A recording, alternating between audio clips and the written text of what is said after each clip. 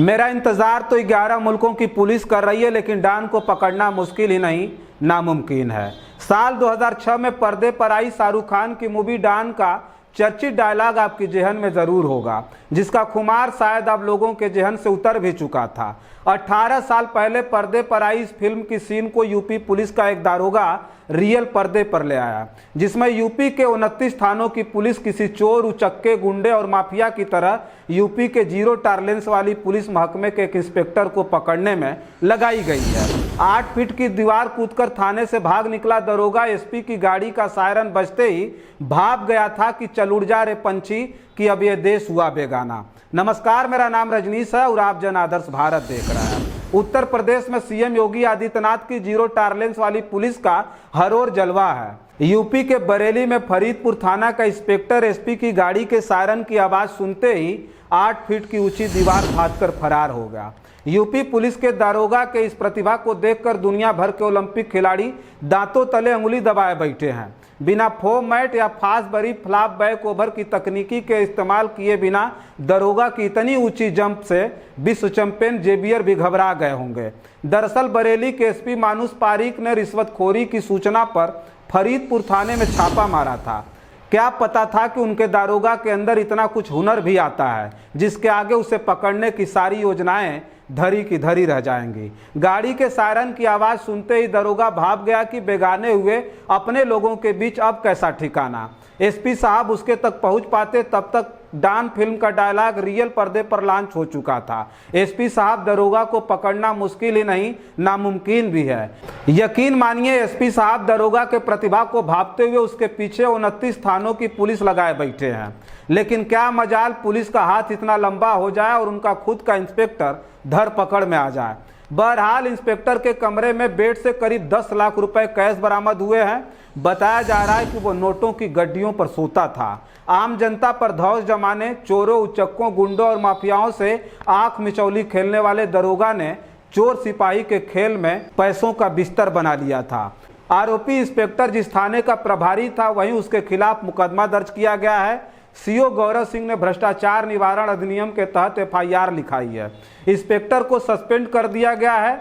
SP मानुष ने बताया कि अब उसकी विधिवत तलाश जारी है, जिसको पकड़ने के लिए 29 थानों की फोर्स उसके पीछे लगाई गई है। सपा प्रमुख अखिलेश यादव ने मामले पर सरकार पर निशाना साधा है। सोशल मीडिया मंच एक्स पर उन्होंने लिखा कि अभी तो बस थाने की दीवार कूदी है। यदि भ्रष्टाचार का ओलंपिक होता तो भाजपा राज में ऐसी विशिष्ट योग्यताएं रखने वाले कुछ कृपा पात्र पुलिस वाले हाई जंप में प्लेटिनम मेडल ले आते। एसएसपी अनुराग आर्य को दोपहर मुखबिरी में सूचना मिली कि थाना प्रभारी रामसेवक ने बुधवार रात को 2 स्मैक तस्करों को पकड़ा है। तस्करों के नाम आलम और नियाज अहमद हैं, जो नवदिया अशोक के रहने वाले हैं। लेकिन इंस्पेक्टर ने तस्करों से डील कर ली है। इंस्पेक्टर रामसेवक ने तस्करों से 7 लाख रुपए वसूले और रिश्वत हाथ में आने के बाद दोनों को छोड़ दिया। इस पर एसपी दक्षिण मानुष पारीक को तत्काल मौके पर भेजा गया। उनके साथ फरीद सीओ गौरव सिंह भी थे। फरीद थाना लखनऊ हाईवे पर है, लेकिन इंस्पेक्टर को रंगे हाथ पकड़ने के लिए एसपी साहब ने अपने स्टाफ को देहात क्षेत्र से जाने के लिए कहा। उन्हें यह नहीं बताया गया कि गाड़ी कहां पहुंचनी है।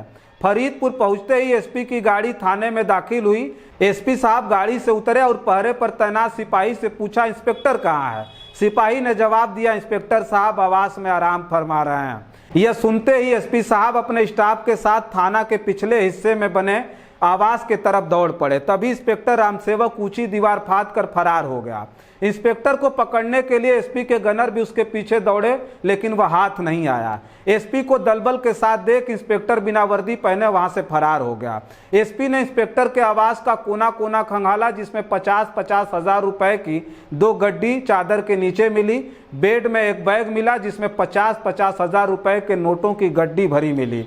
नोटों की गिनती की गई तो कुल अमाउंट 9,96,000 रुपए निकला। मतलब 10 लाख में मात्र 4,000 रुपए कम थे। साथ ही पूरे कमरे को खंगाल लिया गया। इंस्पेक्टर रामसेवक को ढूंढने के लिए बरेली के 29 थानों की फोर्स लगा दी गई है। उसकी तस्वीर और डिटेल पुलिस ग्रुप में ऐसे शेयर की गई मानो सचमुच डॉन को कई मुल्कों की पुलिस ढूंढ रही हो। बरेली के साथ ही रामसेवक के बारे में शाहजहांपुर, बदायूं और पीलीभीत पुलिस को भी सूचना भेजी गई है। इनपुट है कि फरीदपुर से निकलने के बाद रामसेवक शाहजहांपुर की तरफ भागा है। आरोपी इंस्पेक्टर 2007 में पुलिस विभाग में भर्ती हुआ। 2 साल पहले ही वो दरोगा से इंस्पेक्टर बना था।